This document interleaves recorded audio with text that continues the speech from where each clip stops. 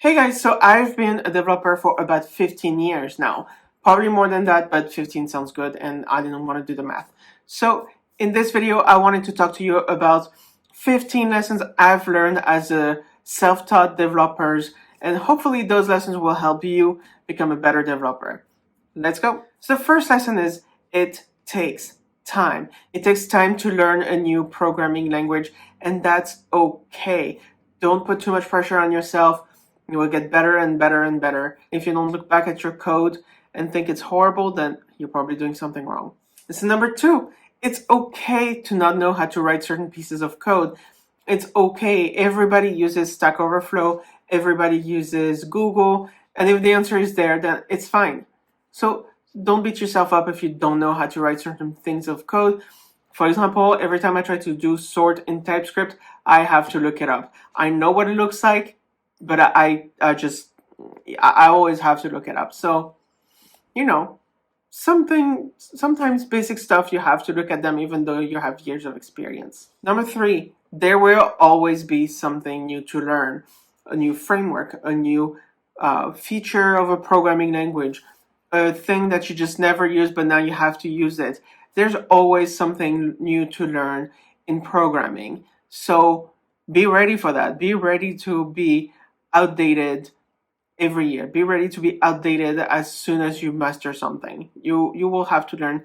That's part of the process. That's part of software development. So it's okay, but be ready to learn. Number four, the code you wrote a year ago will always suck. That's just the way it is. You'll get better and your code will just be bad.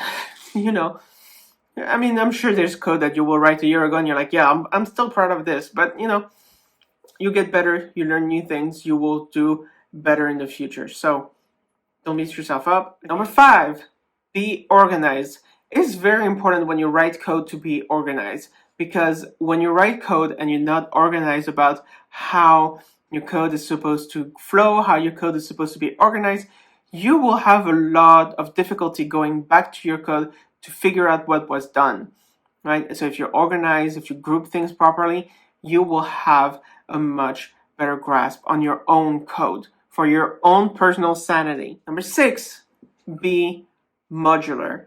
And what I mean by that is, if you write code, try to write it in such a way that you can just take it somewhere else and just not have to rewrite it. I can't tell you how many times I shoot myself in the foot. I'm like, I'm learning this code, I master it. Then a few months or a few years back, I go back and I need to do the same thing.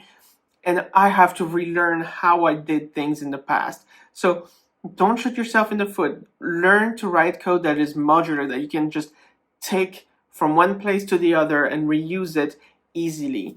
It will make your life so much easier. Trust me. Number seven, and that goes with the past two lessons, is plan your work before you start. Because sometimes you may think that, oh, I'll do it this way, and then you find yourself like a few months down the line writing the same thing, and now you have to extract this component out of your code to put it in a different place, because now this piece of code requires its own little file, its own little like organizational unit. So plan ahead, plan for the future, plan long in the future, and that will make life so much easier for you. Number eight, enjoy the process. Enjoy writing code. Enjoy just learning new things and enjoy going through the process of figuring things out. That's the beauty of programming. You gotta figure things out. You gotta start from not knowing and then start knowing. Number nine, take breaks. Now it's easy. You think like, oh, you see these programmers in movies and they're coding away. They never stop. They never take breaks. They're like 24/7. They're coding machines. You know what? That's not true. Take breaks. If you're tired, sleep. If you're hungry, eat. Take breaks. Your brain needs time to rest. You have to rest. Lesson number 10. Sometimes not working on a problem is the best way to work on a problem.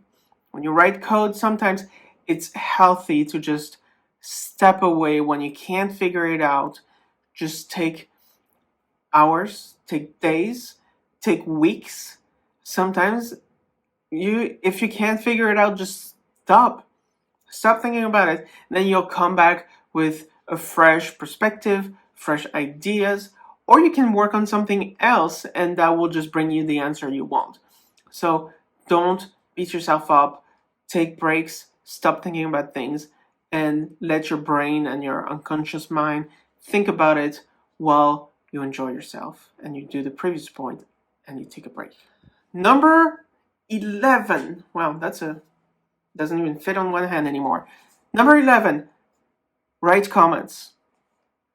Comments, when you're writing your own code, may not seem like something important to do. But then you go back and you read your own code and you're like, what? When you write code, it makes sense when you write it, but then it may not make sense after you wrote it, after you come back to it. So, write comment. Help your future self by writing comments. Number 12, don't forget about your technical debt. Technical debt is everything that you're like, oh, I'm just gonna do it quickly and I'm gonna get back to it later, and then you just never get back to it. Get back to that technical debt. Technical debt, the more it grows, the more it costs you. That's why it's called technical debt.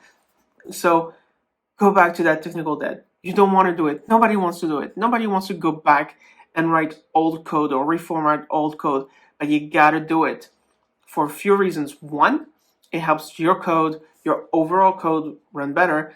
And two, it makes you better at writing code. It makes you better at reading code and fixing it. And three, you will do the previous point. It will force you to do the previous point. It will force you to write comments. It will force you to plan things ahead. And it will force you to modularize things, because it will make your tasks so much easier to fix technical debt in those circumstances than if you don't do those previous points. Number 13 is the tool that you know, the appropriate tool for solving the problem you are trying to solve. Yes, you may know a tool. For example, I love PowerShell. PowerShell is amazing. But is PowerShell the appropriate tool for solving all my problems? No. PowerShell is not appropriate for things like web development. Could you do it? Yes. Should you do it? No. So ask yourself, is the tool the proper one to solve the problem you have? If not, learn a different programming language, learn a different tool.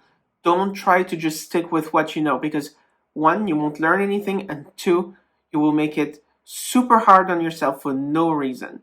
There's different programming languages for that purpose. There's different tools for that purpose to solve specific problems.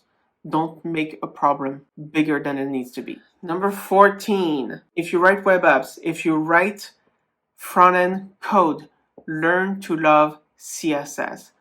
I hated CSS. I hated it. I thought it was bad. I mean, I'm sure everybody hates CSS in one way or another. But when you start to love it and you let CSS into your heart, you will be better off. CSS is such a powerful tool that instead of having to do JavaScript and programming, you can so much more easily do things in CSS than you can in any programming languages. It's hard to set up, it's hard to learn, it's very artsy. CSS is the art side of software development. If you want to do art and software development, do CSS. But yeah, learn to love CSS and it will love you back. And number 15, have fun. Have fun. Software development is fun. Just have fun. Just do what you want. Software development is the best thing since sliced bread. I mean, it's probably even better than the wheel, as just in terms of like innovation and what you can do. You can literally create things out of thin air. It's like sculpting things with nothing. I don't know how to describe it. Just enjoy it. Just have fun. If it's not fun, don't do it, right? So enjoy it. All the other points will be so much easier if you have fun. All right, so now if you want to take the next step and learn programming, here's a video for you right here about programming languages for the cloud in less than 3 minutes. It's a very short video. You can watch it all by the time you make your coffee in the morning. So go watch it. See you.